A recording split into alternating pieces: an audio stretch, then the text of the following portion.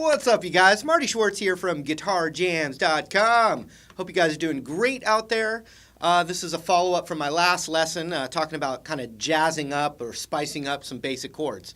So this time I'm doing the blues chord, a dominant 7 chord. There's so much you can do with it, so I'm trying to limit how much I show you in this one video. Also, I come from a website called GuitarJams.com. And so I'm going to leave a link for that down here below this box, and you can always go there and find even more lessons and, premium content and all that. And I really appreciate that extra support. But let's zoom in right now, and I'm going to show you some fancy, spicy, bluesy stuff you can do to your chords. Here we go. All right, so I'm going to spice up an A7 chord for you, and I think the real trick for this video is to just show you a few of them so you can really understand them, and then I'll make part 2s and 3s, because spicing up dominant 7 chords and blues chords, you can do so much, and I love it all. So I'm going to try and limit how much I show you in one video, because it could overwhelm you. So let's take an A7 bar chord. It's just like an A major bar chord, but we take our pinky off, and now we have a bluesy chord. So a couple of things that you can do to spice that up instead of, you have that always, but that same 7 tone can be added, which it's a G note. The dominant 7 of an A is a G note. And it's right there on the 8th fret of the B string. So you can play an A7 this way, or you can add that pinky, or you can do a combination.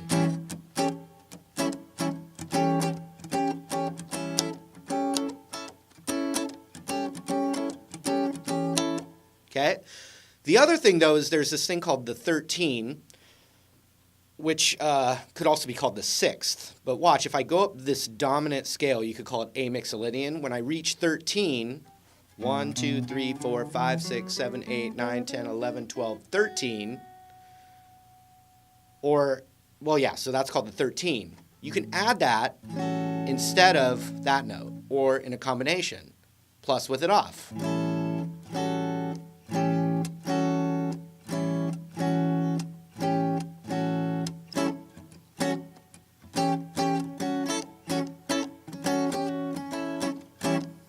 That's all the land of A7. And if you know the land of A7,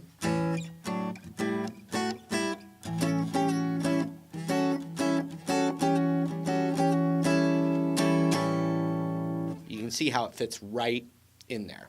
All right? The next thing I want to show you, and you can always do this as a little rhythm embellishment, is play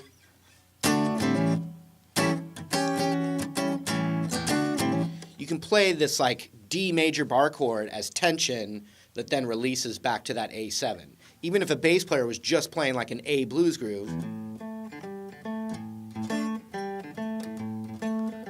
you can always go. And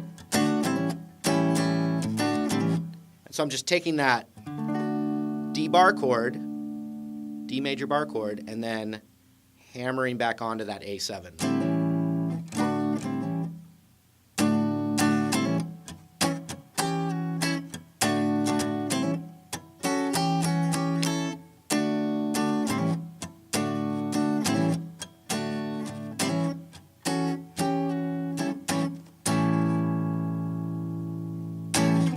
All right?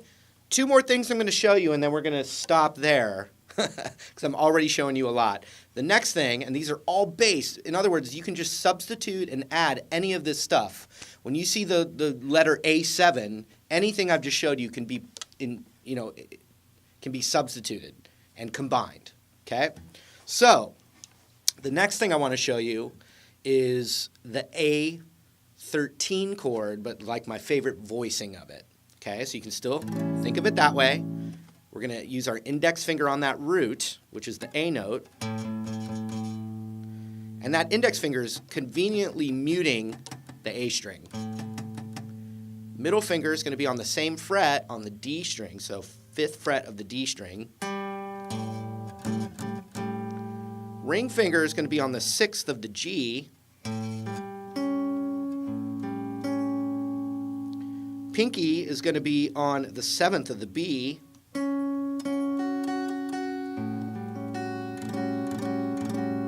And that pinky or my index, or a combination of them, is kind of muting that high E. You don't hear it. If you were to press down, that's okay, but it's just a pretty busy chord. Either one of them, though, you call that A13.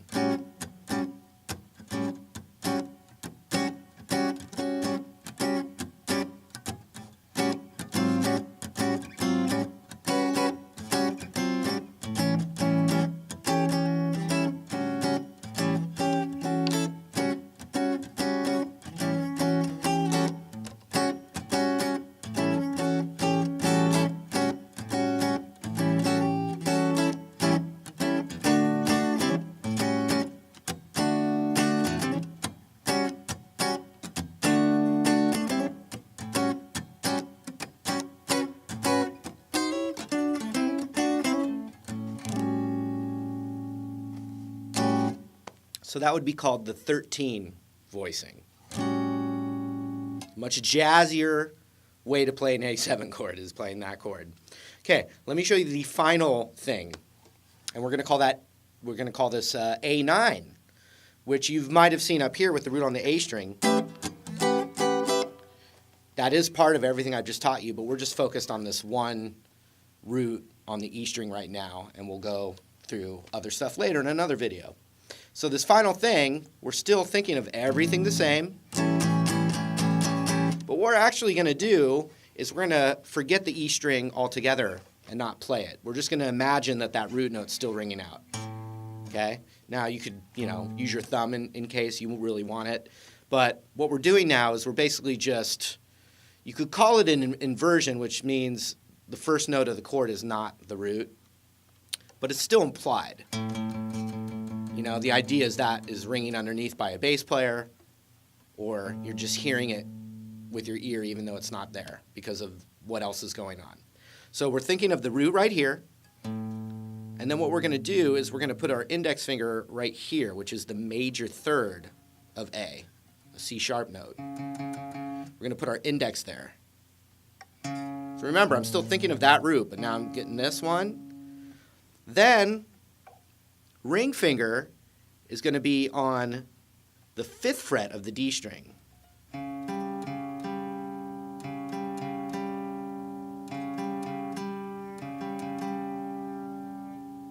Then 4th fret with my middle finger on the G string.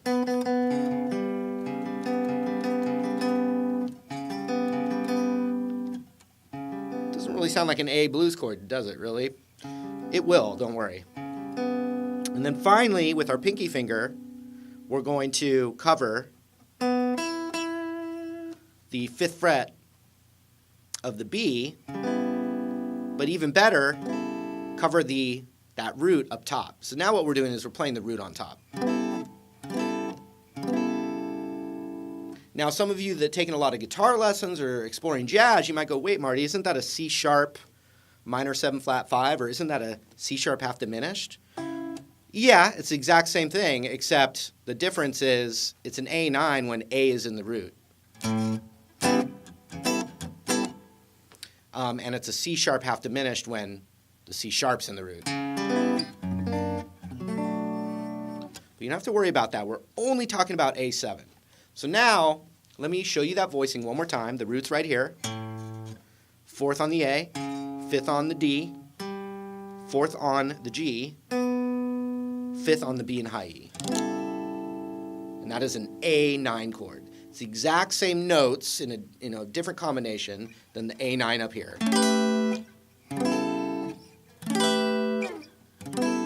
Same exact chord. Okay? So now let me review.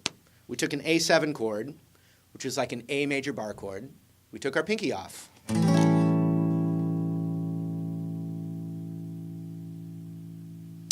Then we learned with the pinky off, we could add it up here on the 8th fret of the B, or right here on the 7th fret of the B, or open.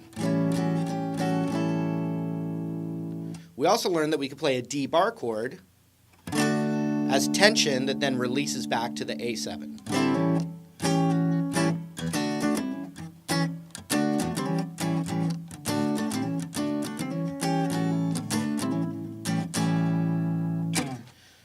The next thing I showed you was, if I remember correctly, the A13 chord, which is just another substitution in this little land here. And that would be root on the index on the root, A string's muted, 5th fret on the D, 6th fret on the G, 7th fret on the B, and then 7th fret on the high E. Or mute that high E. I prefer muting the high E. And then the final thing I showed you, which was definitely one of my favorite chords, is that 9 chord, where you're plugging it in by finding the root, the A note here on the E string, but then we're not even playing it. We just know that's the root. And then we're going to do this. 4th, 5th, 4th, 5th, 5th. All right? Now watch what happens. I take a major chord, and then I play the 13 chord, then I play that 9 chord, and I mix between those.